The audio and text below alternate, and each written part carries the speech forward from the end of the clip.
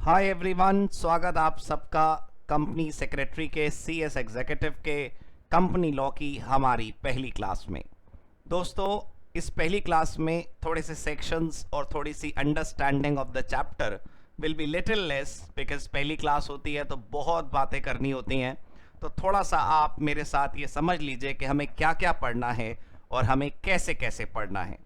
दोस्तों, जब आप कोई नया सब्जेक्ट शुरू करते हैं, जब आप कोई नया कोर्स शुरू करते हैं, तो हम सबको ये बात पहले से पता होनी चाहिए कि हमारे माइलस्टोन्स क्या हैं, हमें कहाँ तक पहुँचना है, हमें क्या क्या अचीव करना है। क्योंकि अगर वो हमारा सेट पैटर्न हमें पता हो कि what all we need to achieve, तो फिर वो बड़ी आसानी से हम उस रास्ते पर आगे बढ़ जाते हैं। हमें पता होता है कि इतना हमने कर लिया और इतना हमारा बाकी है।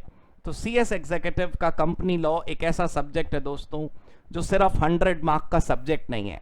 ऑल्दो एग्जीक्यूटिव में भी है, प्रोफेशनल में भी है, आपको दोनों लेवल्स पर यह सब्जेक्ट मिलेगा, क्योंकि company secretary is all about company law. But ये हमें याद रखना चाहिए कि कंपनी लॉ एक सिर्फ सब्जेक्ट नहीं दोस्तों, यही हमारे लाइवलीहुड का रास्ता है।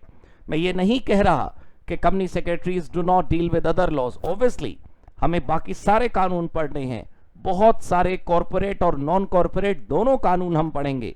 एग्जीक्यूटिव में बहुत सारे लॉ पढ़ेंगे एंड प्रोफेशनल में भी बहुत सारे लॉ पढ़ेंगे। लेकिन एक अलग अगर हम सोच रखकर देखें तो कंपनी लॉ एक ऐसा सब्जेक्ट है which will give us a kind of recognition that we deserve. जो हमें पहचान मिलती है दोस्तों, वो हमारे कंपनी लॉ से मिलती है। तो इस सब्जेक्ट को सिर्फ पढ़ना या लिखना नहीं, इस सब्जेक्ट को जीना है दोस्तों। कंपनी लॉ में 470 470 जो सेक्शंस हैं, वो सेक्शंस जितने भी आपके एग्जीक्यूटिव के अभी कोर्स में है या प्रोफेशनल में तो सब कुछ ही है, लेकिन एग्जीक्यूटिव में भी जितने आपके कंपनी लॉ के कोर्स में हैं, वो थोड़े से कंपनी लॉ के सेक्शंस आपके setting up of business entities SBEC नाम के पेपर में हैं। वो दोनों के सेक्शंस में लाकर कंपनी लॉ जितना भी, वैसे तो मैक्सिमम है ही, लेकिन जितना भी हमारे कोर्स में है वो सब हमें घोट कर पीना नहीं है। वो ऐसे पढ़ना है कि वो हमारे अंदर रच बस जाए। कोई सपने में भी हमसे पूछे कि बताओ डायरेक्टर कौन बन सकता है और कौन नहीं, तो हमें ये पता हो और हम जवाब दे सकें। कोई हमसे बेहोशी की हालत में भी पूछे कि भाई ये बताओ कि शेयर होल्डर और मेंबर में क्या फर्क है, तो हम उसको जवाब दे सकें। कोई हमसे अगर अनजाने में अचानक से भी पूछ ले कि वाइंडिंग अप और डिसोल्यूशन एक ही चीज होते हैं या अलग अलग, तो हमें जरा सी भी हिचकिचाहट ना हो, ये समझाते हुए कि दोनों अलग अलग हैं या एक। देखिए, टॉपिक की अंडरस्टैंडिंग तो हम हर क्लास में करेंगे। टॉपिक के बारे के में पढ़कर उसके क्वेश्चन आंसर्स, अपने एग्जाम ओरिएंटेड प्रिपरेशन, वो सब हमें रोजाना करना है।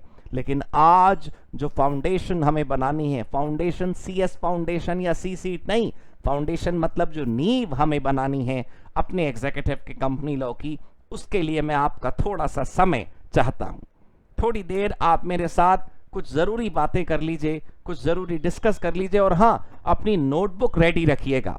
मतलब हमें लिखना जरूर है साथ साथ, ऐसा नहीं है कि सिर्फ आप मेरा भाषण और मेरा प्रवचन सुनेंगे और उससे काम चल जाएगा, ऐसा बिल्कुल भी नहीं है। हमें लिखना है काफी कुछ। तो वो जो भी हम लिखेंगे, जो भी हम समझेंगे, वो बहुत जरूरी है दोस्तों। बिना उसके थोड़ा सा आगे बढ़ना मुश्किल होता है। ठीक है दोस्तों, तो सबसे पहले CS एग्जीक्यूटिव मॉड्यूल 1 के कंपनी लॉ का सिलेबस और कंपनी लॉ के कोर्स का प्रोफाइल समझ लेते हैं, फिर उसके बाद हम सब आगे बढ़ेंगे। राइट दोस्तों, तो चलिए मैं आपको लिए चलता हूं स्क्रीन चेंज करके अपने सिलेबस की ओर। जी हाँ दोस्तों, ये CS का स्टडी मटेरियल है। ऑल्दो जो ये स्टडी मटेरियल है दोस्तों, मैं चाहता हूं कि आप इसे पढ़ें, क्योंकि पूरी क्लास में सपोज करिए हमने शेयर कैपिटल का चैप्टर पढ़ा, तो शेयर कैपिटल का एक एक सेक्शन आप जानते होंगे, सेक्शन 23 से लेकर 42 तक प्रोस्पेक्टस है और 43 से लेकर 72 तक शेयर कैपिटल है।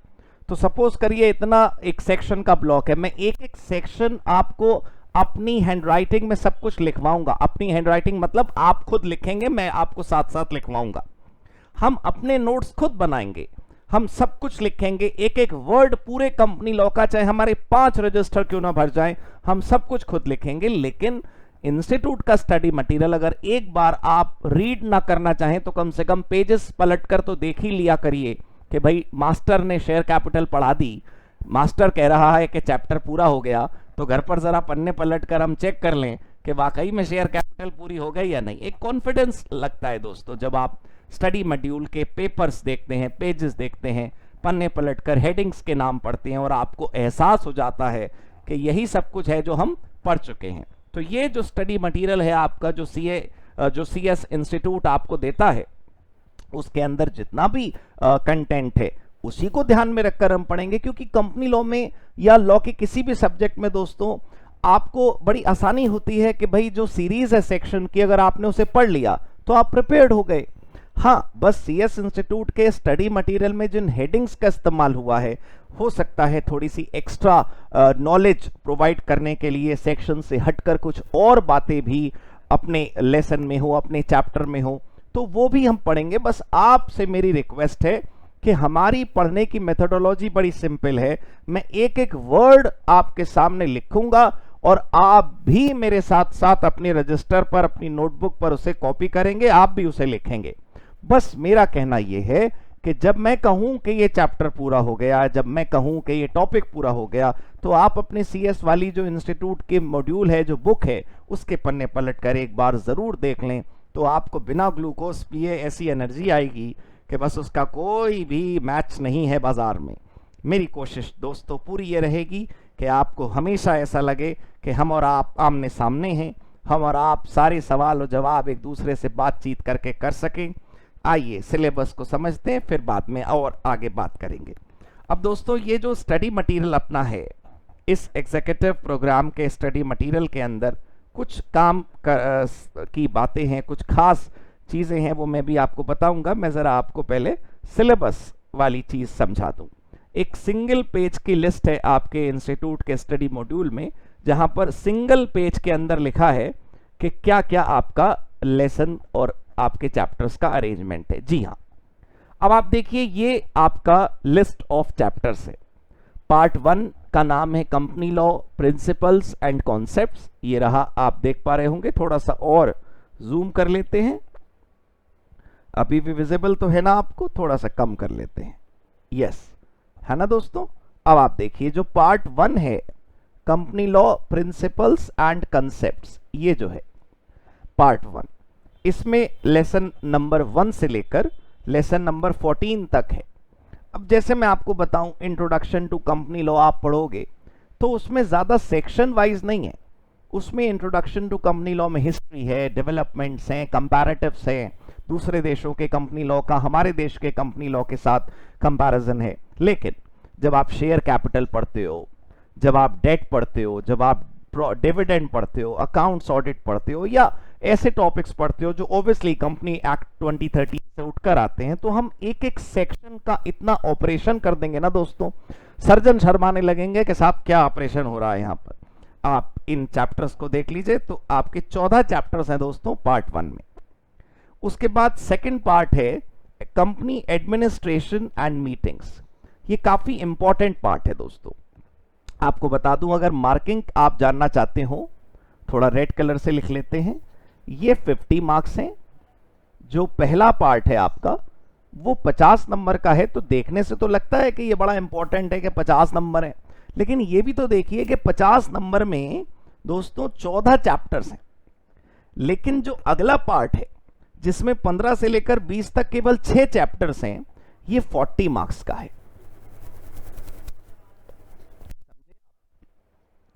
और ये जो आखिरी है दोस्तों, जो तीसरा हिस्सा है जिसके अंदर केवल 3 चैप्टर्स हैं, ये 10 मार्क्स का है।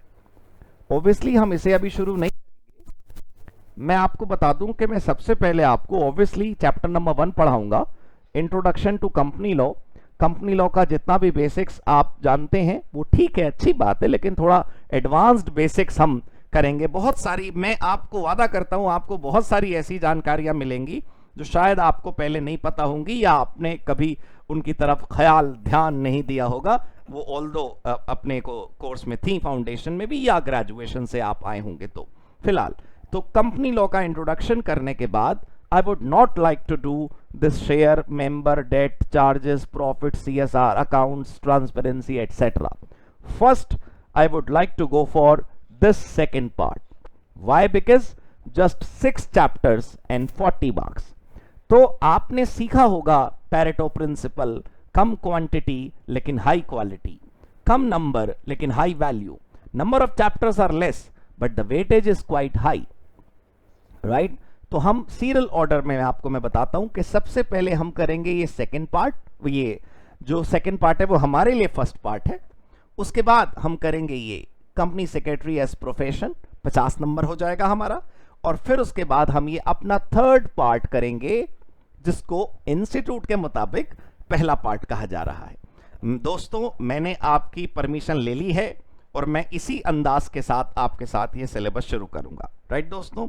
जब आप ये सब कुछ इंस्टीट्यूट के मॉड्यूल में देखेंगे तो आपको ये एहसास होगा कि अगर आप इंडेक्स देखें यहां पर ध्यान से तो आपको ये रियलाइज होगा कि आपके इस कंपनी लॉ के कोर्स में, ये थोड़ा मैं इरेज कर दूं, मुझे कुछ और हाईलाइट करके आपको दिखाना है. कंपनी लॉ के इस कोर्स में दोस्तों इनकॉर्पोरेशन नहीं है. कोर्स में आप देखिए इंट्रोडक्शन के तुरंत बाद शेयर कैपिटल शुरू हो गया. ये अगर आप देखें शेयर कैपिटल के बाद तो चैप्टर सेक्शन की सीरीज में कोई ऐसी दिक्कत नहीं है. इनकॉर्पोरेशन यहां कंपनी लॉ में नहीं है कोर्स में दोस्तों. और दूसरी ऑब्जर्वेशन आपको होगी ये बात कि आप पूरा इंडेक्स देख लीजिए, वाइंडिंग अप भी कोर्स में नहीं है कंपनी लॉ के. ओहो, ये क्या हो गया भाई? कंपनी का जीवन और कंपनी की मृत्यु, ये दोनों ही टॉपिक गायब है. वो इसलिए दोस्तों कि कंपनी की लाइफ और कंपनी की डेथ, कंपनी का जो बर्थ है, वो आपके दूसरे सब्जेक्ट में setting up of business entities and closure के अंदर है. मतलब जब आप SBEC पढ़ेंगे, मैं ही पढ़ाऊंगा, तो SBEC में इनकॉर्पोरेशन और वाइंडिंग अप पढ़ाया जाता है. उसमें वो दोनों चीजें कोर्स में है. फिलहाल यहां इनकॉर्पोरेशन और वाइंडिंग अप नहीं है. तो मैं ये बताना चाहता हूं कि आप कोई कोरिलेशन के चक्कर में ना पड़ें. आप ये मत सोचिएगा कि हमें शेयर कैपिटल पता नहीं चलेगी तो डायरेक्टर कैसे समझ आएगा. इनफैक्ट दोस्तों, डायरेक्टर और शेयर होल्डर का मतलब, या डायरेक्टर वाला जो चैप्टर है वो आप पहले पढ़ लेंगे तो आपको ज्यादा आसानी रहेगी, क्योंकि हर चैप्टर में कई कई जगह लिखा होता है director will do this, board of directors will do this, board meeting will do this, general meeting will do this. अब हमें तो पता ही नहीं डायरेक्टर कौन, जनरल मीटिंग कौन, बोर्ड मीटिंग कौन.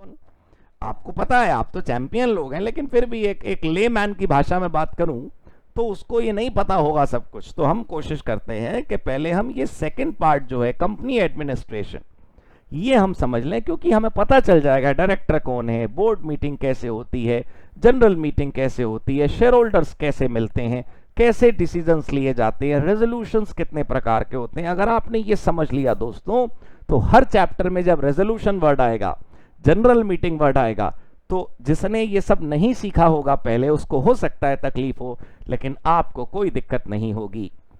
आपका पास होना दोस्तों मेरे करियर के लिए भी बहुत जरूरी है. हम दोनों मिलकर अपना अपना 100% देंगे तो एग्जीक्यूटिव में, कंपनी सेक्रेटरी में हमें सफलता जरूर मिलेगी. CS प्रोफेशनल आपका इंतजार कर रहा है. तो दोस्तों, आपके इंस्टीट्यूट के स्टडी मॉड्यूल में मुझे एक बात और बतानी थी, वो बड़ी जरूरी है कि जब भी कभी आपको कोई कंफ्यूजन लगे, आपको ऐसा लगे कि ये वाला अमेंडमेंट आपके कोर्स में है कि नहीं, ये वाला कॉन्सेप्ट जो है हमारे लिए रेलेवेंट है या नहीं, स्टडीज से रिलेटेड कोई भी आपको कंफ्यूजन लगे, तो वैसे तो आपका दोस्त यहाँ पर है, मैं हूँ, वैसे तो आपको सबसे पहले मुझसे पूछना चाहिए, लेकिन फिर भी अगर आपको ऐसा कुछ पता करना हो जो बड़ा ऑथेंटिक है, तो आप ICSI की इस वेबसाइट, इस ईमेल को नोट कर लीजिए, academics@icsi.edu. वेबसाइट नहीं, email ID I should say, आप नोट करके रख लीजिए, academics@icsi.edu. यहां पर लिखा है, in the event of any doubt students में कॉन्टैक्ट. अब हम कभी देखते ही नहीं कि यहां पर कोई ईमेल आईडी भी है, और हम परेशान होते रहते हैं, साहब इस वाले चेंज या इस वाले अमेंडमेंट को लेकर हमें समझ नहीं आ रहा कि क्या करें. तो बिल्कुल घबराने की आपको जरूरत नहीं है. ये काम की बात थी जो मैंने CS इंस्टीट्यूट के इस मॉड्यूल से आपको बताई. मुझे उम्मीद है कि आप इंस्टीट्यूट के मॉड्यूल की जो ज़रूरी चीज़ें थी, जो बातें थी, उनको आप समझ चुके होंगे। अब मैं आपको मिनिस्ट्री ऑफ कॉर्पोरेट अफेयर्स की वेबसाइट पर लेकर जाना चाहता हूं। एमसीए की वेबसाइट पर इसलिए दोस्तों ले जाना ज़रूरी है कि मैं आपको ये बताना चाहता हूं कि हमारे देश में कितनी कंपनियां हैं। मैं आपको ये बताना चाहता हूं कि हमारे देश में कंपनियों का काउंट कितना है, पब्लिक कंपनियां कितनी हैं, प्राइवेट कंपनियां कितनी हैं। मैं ये मान रहा हूं कि कम से कम पब्लिक प्राइवेट का मतलब अभी हमने नहीं समझा, लेकिन हल्का हल्का अंदाज़ा तो आपको होगा कि पब्लिक कंपनी कौन सी होती है, प्राइवेट कंपनी कौन सी होती है, गवर्नमेंट कंपनी कौन सी होती है, नॉन गवर्नमेंट कंपनी कौन सी होती है, लिस्टेड कंपनी कौन सी होती है, अनलिस्टेड कौन सी होती है। और अगर आपको हल्का सा भी कंफ्यूजन है तो बिल्कुल चिंता नहीं करनी है, मैं हूं। हम दोनों मिलकर इसको बहुत अच्छे से समझेंगे। आज मेरा ऑब्जेक्टिव यह है कि मैं आपको total number of companies in our country बताऊं। हमारे भारत देश में कितनी कुल मिलाकर कंपनियां हैं, मुझे वो बताना है। तो अगर आप क्लासिफिकेशन नहीं भी समझते हैं तो कोई चिंता की बात नहीं है, क्लासिफिकेशन हमारे कोर्स में है। I will tell you the major point that I need to discuss today is the total number of companies. Why sir, ऐसा हम क्यों कर रहे हैं? दोस्तों, जिस चैप्टर को, जिस सब्जेक्ट को हम पढ़ना शुरू कर रहे हैं वो सिर्फ किताबों में रहने वाला सब्जेक्ट नहीं है। आप यकीन मानिए, अगर आपको बुक की नॉलेज हो गई लेकिन आपको रियल लाइफ में practical knowledge in company law नहीं मिली तो कोई फायदा नहीं है। दोस्तों, मैं ये नहीं कह रहा आपसे कि कहीं जाकर कल से प्रैक्टिकल ट्रेनिंग लेना शुरू कर दीजिए, कल से ही जाकर कहीं आर्टिकलशिप शुरू कर दीजिए, मैं ऐसा बिल्कुल नहीं कह रहा। मैं सिर्फ ये बताना चाहता हूं कि जब आप कंपनी लॉ पढ़ते हैं और आप ये देखते हैं कि कंपनी लॉ में 470 सेक्शंस हैं, तो आपको ये भी पता होना चाहिए कि हमारे देश में 10 लाख से ज्यादा कंपनियां हैं। आपको यह भी पता होना चाहिए कि हमारे देश में जो 10 लाख से ज्यादा कंपनियां हैं उसमें मेजॉरिटी कंपनीज प्राइवेट कंपनियां हैं। आपको यह पता होना चाहिए कि लिस्टेड कंपनियां देश में ज्यादा नहीं है। आपको यह पता होना चाहिए कि आप जिस स्टेट से बिलोंग करते हैं उसमें कितनी कंपनियां हैं, मैं जिस स्टेट से बिलोंग करता हूं उसमें कितनी कंपनियां हैं। हम जिस कंपनी लॉ को पढ़ रहे हैं वो जिन कंपनियों पर अप्लाई होता है उनके बारे में तो हमें पता होना चाहिए। दोस्तों, आप अपने दोस्तों से, अपने जान पहचान वालों से, अपने पड़ोस से, अपने कम्युनिटी में, अपनी सोसाइटी में, अपने चार आसपास के लोगों से पूछ कर देखिए, हर आदमी अपना काउंट बताएगा। आप किसी से पूछिए कितनी कंपनी है देश में, कोई कहेगा होंगी हजारों, लाखों, पता नहीं कितनी। वो वेग फिगर है। तो सामान्य जनता अगर कंपनी का एग्जैक्ट काउंट नहीं बता सकती तो कोई प्रॉब्लम नहीं, वो सीएस नहीं कर रहे, आप सीएस कर रहे हैं। आप आज एग्जीक्यूटिव की इस पहली क्लास में हैं और आपको यह पता होना चाहिए कि देश में जितनी कंपनियां हैं असल में वही आपका वर्क प्लेस है, आपका कार्य क्षेत्र है, आपका वो ही scope of area of operations है, वहीं तो काम करना है आपको। तो आपको ये एहसास होगा कि बहुत बड़ा स्कोप है आपका। कंपनी सेक्रेटरी किसी इंट्रोडक्शन का मोहताज नहीं है दोस्तों। सीएस के प्रोफेशन को किसी को इंट्रोड्यूस नहीं कराना पड़ता कि भाई क्या होता है कंपनी सेक्रेटरी। जहां जहां कंपनी वहां वहां कंपनी सेक्रेटरी। तो मैं बस ये बताना चाहता हूं कि आपके चेहरे पर मुस्कुराहट होगी जब आप ये समझ जाएंगे कि देश में 10 लाख से ज्यादा कंपनियां हैं और आपके अपने राज्य में कितनी और दूसरे राज्यों में कितनी। आइए दोस्तों, हम कंपनी सेक्रेटरी की वेबसाइट पर चलते हैं, माफ कीजिएगा, एमसीए की वेबसाइट पर चलते हैं। So yes, this is mca.gov.in। मुझे उम्मीद है कि आप MCA की फुल फॉर्म जानते होंगे, ministry of corporate affairs, company कार्य मंत्रालय। ये डेडिकेटेड मिनिस्ट्री है कॉर्पोरेट अफेयर्स को लेकर। अब यहां पर जब आप वेबसाइट पर आएंगे तो आप देखिएगा यहां पर एक पहला टैब है होम के बाद अबाउट MCA, दूसरा है एक्ट एंड रूल्स, तीसरा है माई वर्क स्पेस, चौथा है MCA सर्विसेज, पांचवा है डेटा एंड रिपोर्ट्स, छठा है कॉन्टैक्ट्स और सातवां है हेल्प एंड FAQ। आपको डेटा एंड रिपोर्ट्स पर जाना है और यहां पर मंथली इंफॉर्मेशन बुलेटिन, ऊपर से रिपोर्ट के अंदर चौथा नाम है मंथली इंफॉर्मेशन बुलेटिन, इस पर क्लिक करना है। अब आपके सामने यहां पर कोई एक लंबी लिस्ट दी हुई है मंथ वाइज डेटा की। देखिए, monthly information bulletin on corporate sector April 2021। यहां तक का डेटा यहां अपडेटेड है। आइए अप्रैल 2021 की पीडीएफ फाइल को ओपन करते हैं। इस पीडीएफ फाइल में आपको पता चलेगा कि हमारे देश में कितनी कंपनियां हैं। मैं आपको सीधे उस टेबल की तरफ ले जाता हूं। वैसे तो दोस्तों ये फाइल केवल 11 पेज की है, आपको ऑनलाइन मिल जाएगी और बड़ी आसानी से आप इसको समझ पाएंगे। 11 पेज की फाइल है। हम इस समय पेज नंबर 6 पर हैं। ये देखिए, यस, एज ऑन 30th अप्रैल 2021, 30 अप्रैल 2021 को हमारे देश में जितनी कंपनियां हैं ये आपके सामने उसका काउंट है। आप देख पा रहे होंगे कि देश में हमारे कितनी कंपनियां हैं, उसका फिगर यहां आपके सामने है। मैं 1 सेकेंड आपका लूंगा प्लीज।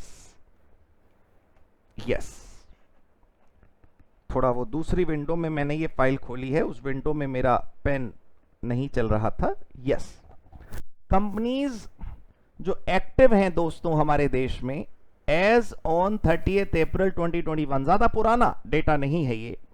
30 अप्रैल 2021 की अगर बात करें तो हमारे देश में सारी कैटेगरीज मिलाकर कितनी कंपनी है?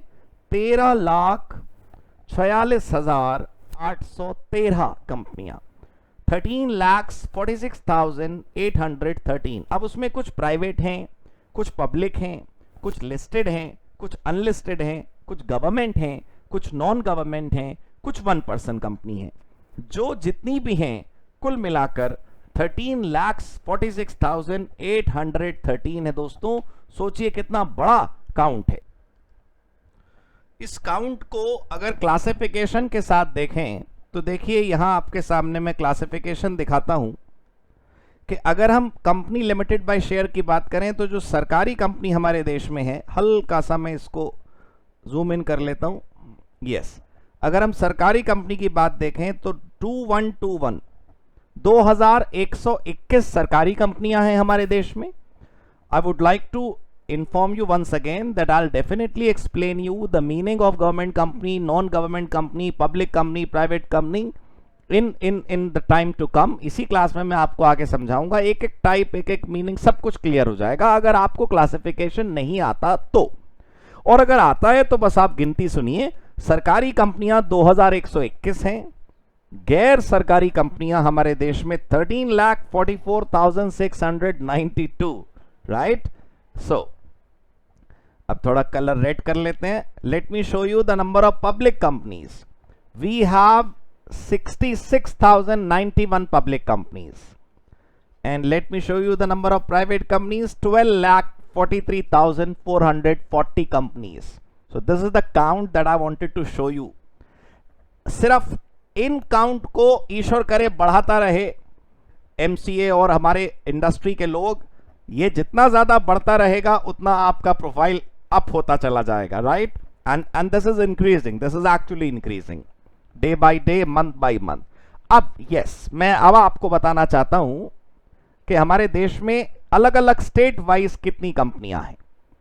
देखिए, अंडमान एंड निकोबार में 527, आंध्र प्रदेश में 36,917, Arunachal Pradesh 695, Assam 13,361, Bihar 42,451, Chandigarh 15,638, Chhattisgarh 12,310, Dadra and Nagar Haveli 603, Daman and Diu 406, Delhi 3,63,995, such a small state and such a big number.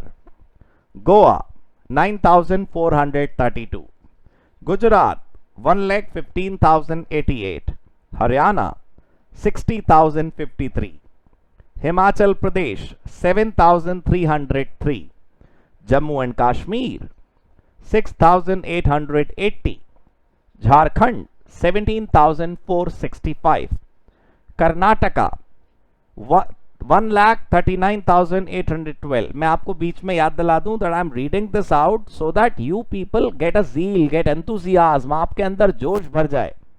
Right मैं आपके 3-4 मिनट ले रहा हूं, लेकिन आप मुझे क्षमा करें, मुझे माफ करें, ये काउंट पढ़कर सुनाना बहुत जरूरी है। केरला 63,140, लक्षद्वीप 27, लेह एंड लद्दाख 63, मध्य प्रदेश 46,267, महाराष्ट्र 4,24,115, दिल्ली से ज्यादा, मणिपुर 1,287, मेघालय 1,108, मिजोरम 201, नागालैंड 667, ओडिशा 30,691, पौंडुचेरी 3,467। वैसे आपको बता दूं कि Odisha has been renamed as Odisha a long back and Pondicherry has been renamed as Puducherry. The list still contains the old name. Punjab 34,904, Rajasthan 67,890, Sikkim also have companies, it has 2 companies, Tamil Nadu 1,61,519, Telangana 1,24,481, Tripura 793, Uttar Pradesh 1,35,248, Uttarakhand 10,524, West Bengal 2,14,499। दोस्तों ये count मैंने इसलिए बताया कि आपको ये पता होना चाहिए कि जिस प्रोफेशन में आप हैं उसका मार्केट साइज कितना बड़ा है। ऑल्दो हम करोड़ों की जनसंख्या हैं, कंपनियां लाखों में हैं, ये भी करोड़ों में हो सकती हैं, लेकिन धीरे धीरे बहुत कुछ बढ़ेगा।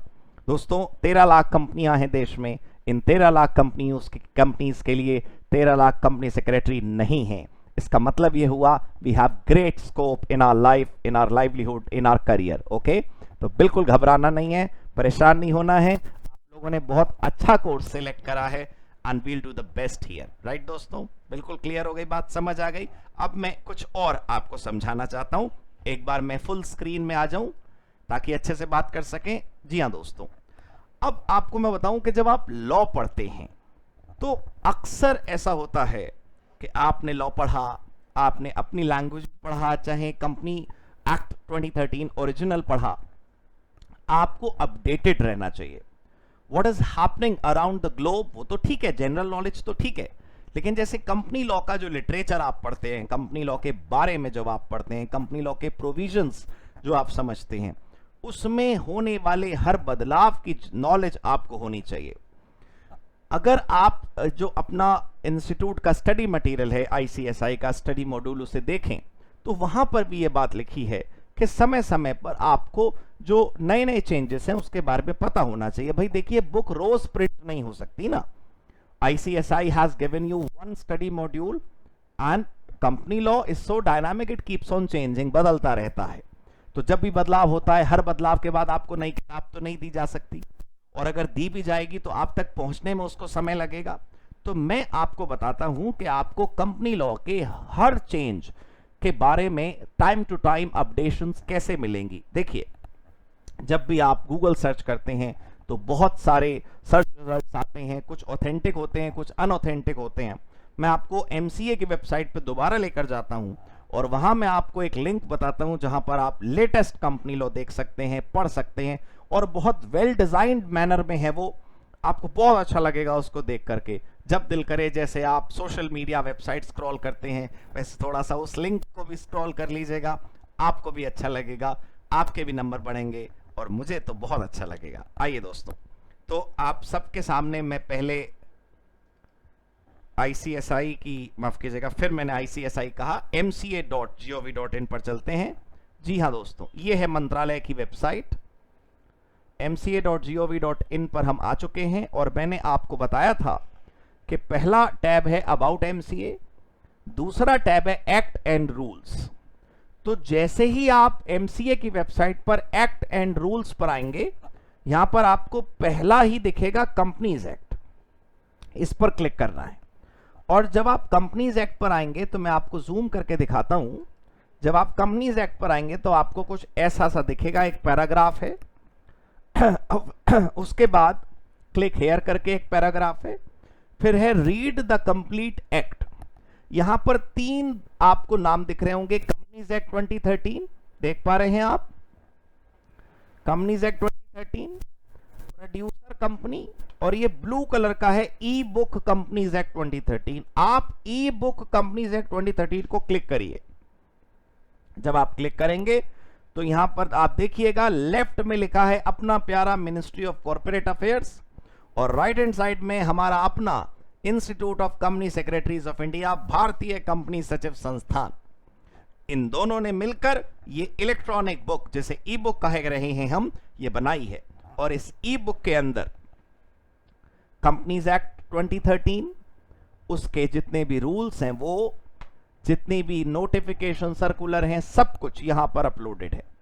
अगर आप कंपनीज एक्ट पर क्लिक करेंगे तो यहां देखिए चैप्टर 1, चैप्टर 2, चैप्टर 3 है, और किसी भी चैप्टर पे आप क्लिक कर दीजिए। जैसे फॉर एग्जांपल मैं डायरेक्टर पे क्लिक करके आपको दिखाता हूं। डायरेक्टर पर हमने क्लिक करा तो फिर सेक्शन की लिस्ट आ जाती है 149, 150, 151। किसी भी सेक्शन पे क्लिक कर लीजिए, फॉर एग्जांपल 49, तो 149 खुल जाता है। यहां पर ये पूरा का पूरा सेक्शन आपके सामने, और ये जो आप देख रहे हैं ना, कुछ रेड कलर में है, कुछ ब्लैक कलर में है, तो ब्लैक कलर वाला तो ओरिजिनल है, जो आज तक नहीं बदला सेक्शन। अगर कुछ दूसरे कलर में आपको दिख रहा है तो इसका मतलब उसमें चेंज आया है। कौन सा चेंज, कब कब आया है, ये बात भी आपको इस पूरा सेक्शन जहां खत्म होता है उसके नीचे आपको दिख जाएगा। यहां पर लिखा है मॉडिफिकेशन, एडाप्टेशन, एक्सेप्शन, सब कुछ यहां लिखा है कि कौन सा सेक्शन कब चेंज हुआ, कब अपडेट हुआ। Everything is right here and it is real time updated. मतलब आपको कभी ऐसा नहीं होगा कि आपको लगे कि ये पुराना है या नया। जब आपको चेक करना हो कि गूगल ठीक कह रहा है कि नहीं, जब आपको पता लगाना हो कि बुक में अमेंडेड लिखा है कि नहीं, सेक्शन नंबर पे क्लिक करा, वो वाला सेक्शन खुल गया। और जब आप पूरा सेक्शन पूरा पढ़ लेंगे और बिल्कुल एंड में आ जाएंगे तो यहां पर नेक्स्ट का बटन है, नेक्स्ट का बटन दबाएंगे, इस विंडो में दूसरा सेक्शन खुल जाएगा। तो दोस्तों ये बड़ा मजेदार है, ई बुक बहुत अच्छी है। सरकार ने मुझे विज्ञापन करने को नहीं बोला है, मैं अपनी तरफ से आपको बता रहा हूं, that is very much needed for us. ये बहुत जरूरी है हमारे लिए कि हम इसे ध्यान से देखें। ठीक है दोस्तों, बहुत जरूरी है, इसको समझ लीजिएगा। अब एमसीए की वेबसाइट में है तो दोस्तों बहुत कुछ, लेकिन धीरे धीरे जैसे जैसे हम चैप्टर्स पढ़ेंगे, जैसे हमने मान लो चैप्टर पढ़ा डायरेक्टर का, शेयर कैपिटल का, जनरल मीटिंग का, तो उससे रिलेटेड जो चीजें हमें रियल लाइफ में समझनी है वो मैं आपको यहाँ दिखाता रहूंगा। भाई आप शेयर कैपिटल पढ़ रहे हो तो बॉम्बे स्टॉक एक्सचेंज की वेबसाइट पर कुछ काम की चीज है, नेशनल स्टॉक एक्सचेंज की वेबसाइट पर काम की चीज है, या रियल लाइफ में उसका कुछ मतलब हमें समझना है। I will be doing that with you in the chapter itself. देखिए इस क्लास में या पहली क्लास में, जो आज पहली क्लास है, इसमें ये समझाने के लिए मैंने आपको नहीं बुलाया कि भाई कंपनी किसे कहते हैं, फीचर्स ऑफ कंपनी बताऊं, वो तो आपको पता है और मैं बता दूंगा, बिल्कुल बताऊंगा, पहले चैप्टर में तो है ही ये। I will do that with you definitely. लेकिन वो करने से पहले दोस्तों ये सब करना बहुत जरूरी है, और ये समझना बहुत जरूरी है हमें कि हम जिस सीएस एग्जीक्यूटिव में एंटर कर चुके हैं, ये सीएस एग्जीक्यूटिव हमें एक रिस्पॉन्सिबिलिटी देता है कि हम देश की कंपनियों को संभालने लायक बने। हम देश की कंपनियों को संभालने लायक बनेंगे तो देश की कंपनियां ग्रो करेंगी, डेवलपमेंट करेंगी। Indian industry will definitely do the development needed for the country. आप बेफिक्र हो जाइए, आपकी जिम्मेदारी सिर्फ इतनी है कि आपको मेरी क्लास में आना है। आपको मेरी क्लास, अगर आपने ये मतलब ऑनलाइन ली है, तो आपको क्लास सुननी है, देखनी है, समझना है, पढ़ना है। आपने क्लास ओपन करी, बस आपका काम खत्म, फिर मैं आपसे करवा लूंगा सब कुछ। आप अपने रजिस्टर और पेन में वो सब कुछ लिखते रहिए जो मैं आपके साथ लिखवा रहा हूं, सब कुछ बढ़िया तरीके से हो जाएगा, है ना दोस्तों? समझ आई बात आपको? अब मैं आपको अगली चीज की तरफ लेकर जाता हूं। एक मिनट में जरा दोबारा से दोस्तों फुल स्क्रीन में आ जाऊं। यस, पता है दोस्तों, जब हम किसी एग्जाम की तैयारी करते हैं तो हमारा उद्देश्य, the purpose of our preparation should be to do excellent preparation so that we can write excellent in our exam. हम उस 3 घंटे की प्रिपरेशन करें जिसमें हमें एग्जाम के क्वेश्चंस के आंसर्स लिखते हैं। जब आप कंपनी लॉ के पेपर में बैठे होंगे तो आपको जो क्वेश्चंस मिलेंगे उनके हर क्वेश्चन को पहले आप समझोगे कि वो क्वेश्चन पूछना क्या चाहता है। फिर वो क्वेश्चन पूछना क्या चाहता है वो जब आपको समझ आएगा, फिर आप उसका आंसर लिखने की कोशिश करेंगे, है ना? मेरा कहने का मतलब यह है दोस्तों जरा सोचने की कोशिश करिएगा कि एग्जाम हॉल में बैठकर आपको 3 बड़े काम करने हैं। एक, रीडिंग द क्वेश्चन, और अगर समय बचेगा तो आंसर भी आप लोग रीड करते हैं कि आपने सही लिखा या नहीं लिखा। दूसरा, understanding the question, what is it going to ask, कहना क्या चाहता है, ये पूछना क्या चाहता है। कभी कभी तो दोस्तों सवाल ही अजीब सा होता है, हमें समझ ही नहीं आ रहा, पता नहीं क्या पूछना क्या चाहता है वो। फिर बाद में हमारा दोस्त या हमारा टीचर हमें समझाता है, ओहो ये तो ये पूछना चाह रहा था, आई सी, मेरे को समझ नहीं आया।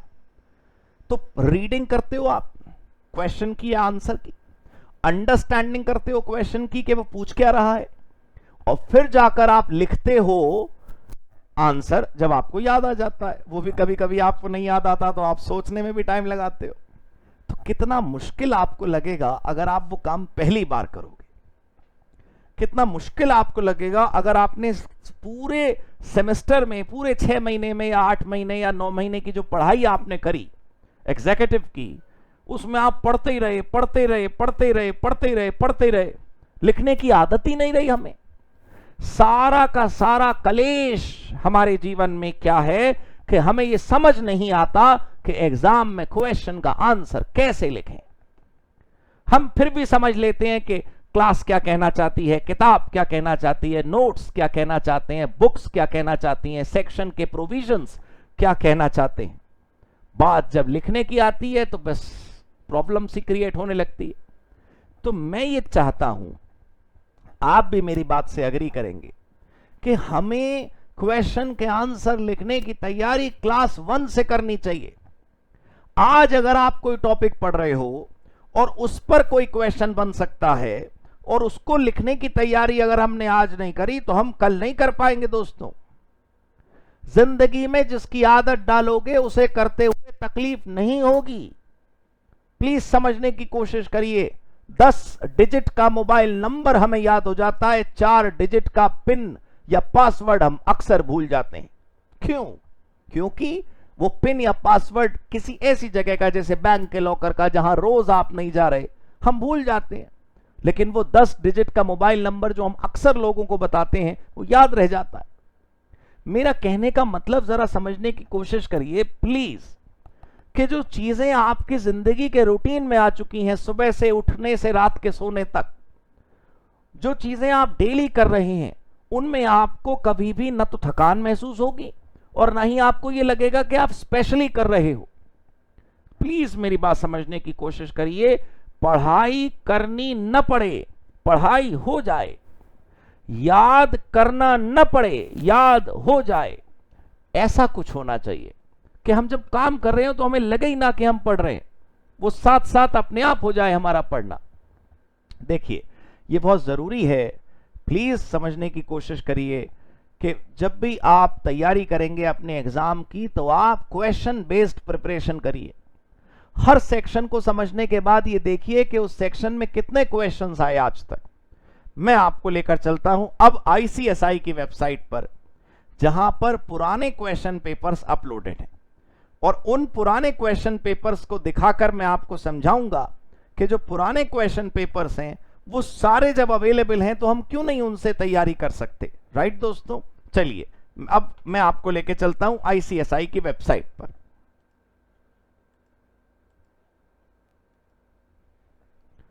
देखिए, हम लिखते हैं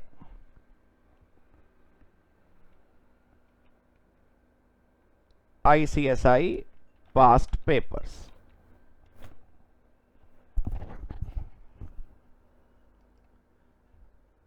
ये देखिए दोस्तों, ये जो पहला ही सर्च रिजल्ट है, ये देख रहे हैं आप, क्वेश्चन पेपर्स आईसीएसआई, इस पर क्लिक कर देते हैं तो ये देखिए ईयर वाइज है। यहां पर 2020, 2019, 2018, 2017 हर अटेम्प्ट का क्वेश्चन पेपर यहां पर। जब से नया कोर्स आया, जब से न्यू सिलेबस आया, तब से जितने क्वेश्चन आए उनको हमें क्वेश्चन पेपर को, किसी भी क्वेश्चन पेपर को हम डाउनलोड करके देख सकते हैं। Let me show you for 2020, this is the question paper. अब आप देख रहे हैं 11 पेजेस का क्वेश्चन पेपर है दोस्तों, 11 पेजेस का। मैं डरा नहीं रहा आपको, मैं बस आपको यह बता रहा हूं कि आपको युद्ध की तैयारी कैसी करनी है, उसके लिए ये पता होना चाहिए कि आपको किससे लड़ना है।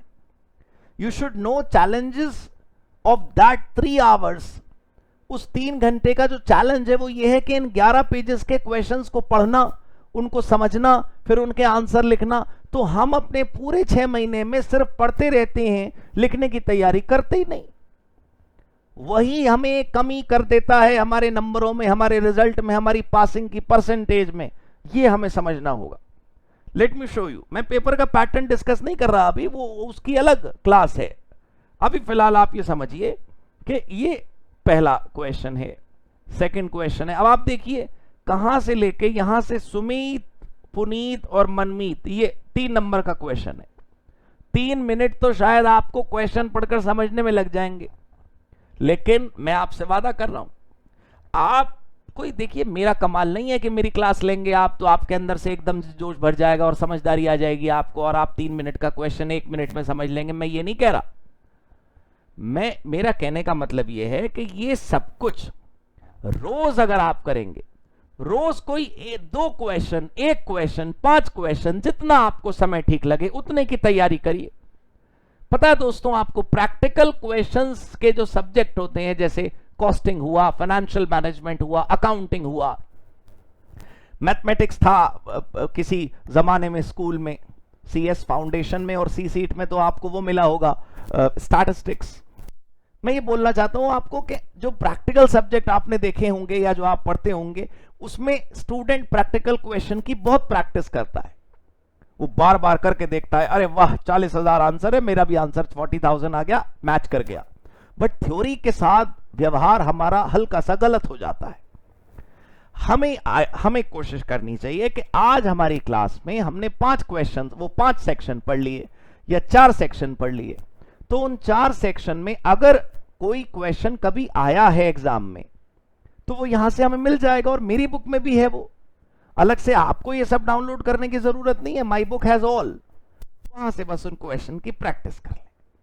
आपको जो मेरी बुक मिलेगी उसमें या मिल गई होगी, हर सेक्शन के नीचे उससे संबंधित क्वेश्चन लिखे हुए हैं, सेक्शन के नीचे। तो प्रॉब्लम ही खत्म हो गई। बस आपको रोज लिखने की प्रैक्टिस करनी है और मैं लिखवाऊंगा आपको। ये थोड़ा सा आपको ध्यान रखना पड़ेगा, इसके बिना काम नहीं चल पाएगा। अगर आपने पढ़ा तो आप पढ़ने में स्ट्रांग हो जाएंगे, लिखने में नहीं। पढ़ना तो है ही, क्योंकि लिखने के लिए पढ़ना पड़ता है, लेकिन पेपर में 3 घंटे जो लिखना है उसकी तैयारी कौन करेगा भाई। अब आप देखिए, मैं एक बार स्क्रॉल करके आपको दिखाता हूं, थोड़ा जूम कर लेते हैं। यहां पर तो मार्जिन्स अच्छे हैं, स्पेस बढ़िया है। अब ये देखिए एक क्वेश्चन है, ये 3 मार्क्स का क्वेश्चन है दोस्तों। ये भी 3 मार्क्स का क्वेश्चन है स्क्रीन पर, ये भी 3 मार्क्स का क्वेश्चन है, और ये लेटेस्ट क्वेश्चन पेपर है 2020 का, पिछले साल का। ये देखिए आप, 11 पेजेस का है ये। कोई ज्यादा बड़े बड़े फॉन्ट में क्वेश्चन पेपर बनाया गया ऐसा नहीं है, right. It may need some calculation, it may need some understanding. मैं ये बिल्कुल नहीं कह रहा हूं that your English is not good, please don't take me wrong. Misunderstanding बात खराब कर देती है, मेरी बात स्लिप नहीं होनी चाहिए। ये देखना जरा, 5 मार्क्स का क्वेश्चन है, ये देखो आप, सवाल पूरा का पूरा। तो प्लीज आप एक बात समझो, ये जरूरी है आपको समझना कि आपको आज कंपनी सेक्रेटरी की कसम खानी है कि हम रोज पढ़ें न पढ़ें कोई बात नहीं, लेकिन रोज हम लिखेंगे जरूर। रोज हम समझें न समझें, लेकिन रोज हम लिखेंगे जरूर। आपकी नोटबुक एक प्रकार का प्रैक्टिस मैनुअल बन जानी चाहिए। आपकी नोटबुक इस तरीके से भरी हुई होनी चाहिए कि आपने आज ही पेपर दे देना है। बस अगर आपने ये कर लिया तो फिर कोई आपकी सफलता नहीं रोक सकता। और आपको वैसे बता दूं, हम लोग अपनी सफलता खुद रोकते हैं, कोई और नहीं आता हमारी सफलता रोकने। कंपनी सेक्रेटरी के, एग्जीक्यूटिव में, कंपनी लॉ हो या कोई भी पेपर, हर सब्जेक्ट में आप यही कोशिश करिए समझने की। आपको बता दूं कि सीएस एग्जीक्यूटिव में जो 8 सब्जेक्ट हैं उसमें से 5 मेरे पास हैं। जितने भी लॉ के पेपर हैं वो हम और आप मिलके पढ़ेंगे। आपको मुझसे और मुझे आपसे बिल्कुल दूरी नहीं बनानी। जब जो मन करे एक जगह नोट कर लीजिए सवाल, और उनको नोटबुक पर अपने पास नोट करके अगर आप नहीं रखेंगे तो जब आप मुझसे मिलेंगे, हो सकता है आप मुझसे रोज बात ना कर पा रहे हो, आप रोज मुझसे ना मिल पा रहे हो, एक जगह सारे क्वेश्चन नोट करके रखिए, रोज पढ़ते जाएंगे हम और उन क्वेश्चंस को सॉल्व करते जाएंगे। आधे से ज्यादा सवाल तो आपके मन में जो आएंगे वो क्लास चलते चलते ही सॉल्व हो जाया करेंगे, बस आपको नोट करके रखना है अपने पास। मेरी किताब में सेक्शन, क्वेश्चन सब कुछ है, लेकिन फिर भी इंस्टीट्यूट का स्टडी मॉड्यूल एक बार आप पन्ने पलट कर या रीड कर कर देख लेंगे। जब मैं कहता हूं ना पन्ने पलट कर, तो मैं ये कहना चाहता हूं कि आप कम से कम हेडिंग्स मैच कर लीजिए कि आपने सब कुछ पढ़ लिया है या नहीं पढ़ लिया, ये थोड़ा जरूरी है। दोस्तों, मुझे जितनी बातें करनी थी वो जरूरी जो थी, जो शुरुआत में करनी थी वो मैं कर चुका। अब आइए अपना चैप्टर शुरू करते हैं। चैप्टर 1 के बाद जैसा मैंने आपको बताया, पहले चैप्टर 1 कराऊंगा मैं और फिर उसके बाद में डायरेक्टर वाले चैप्टर पर आ जाऊंगा। चैप्टर 1 के अंदर प्लीज मैं अभी आपको बता दूं कि चैप्टर 1 के अंदर ज्यादा समझने का कुछ नहीं है। चैप्टर 1 के अंदर कंपनी लॉ का इंट्रोडक्शन है, थोड़ा सा ऐसे चीजें हैं जो आपको हिस्ट्री की तरफ ले जाएंगी, थोड़ा सा इंटरनेशनल कंपनी लॉ की तरफ ले जाएंगी, लेकिन अपने प्योर कंपनी लॉ के जो सेक्शन प्रोविजन है वैसा कुछ नहीं है। ठीक है दोस्तों, उसके बाद हम सेक्शन 2 का जो डायरेक्टर वाला चैप्टर है, मैं आपको इंडेक्स आप कहें तो दोबारा दिखा देता हूं, वहां पर हम पहुंचेंगे और वहां से हम पढ़ना शुरू करेंगे। Late me show you. Yes, this is the company law. हाँ जी, ये था ना अपना कंपनी लॉ का जो कंटेंट था। मैं आपको एक बार बस ये बता दूं, फिर उसके बाद अपना चैप्टर शुरू करते हैं। बस आपको दोस्तों अपना समय देना है। ये देखिए, ये जो है ना पार्ट 1 में से हम इंट्रोडक्शन टू कंपनी लॉ पढ़ेंगे ना पहले, बस उसके बाद ये बाद वाले जो चैप्टर्स हैं वो बाद में, पहले हम यहां से पढ़ेंगे। ये lesson number 15, 16, 17, 18, 19, 20 they are very important. ठीक है दोस्तों, अब चलिए अपनी पढ़ाई शुरू करते हैं। अब चैप्टर की शुरुआत करते हैं।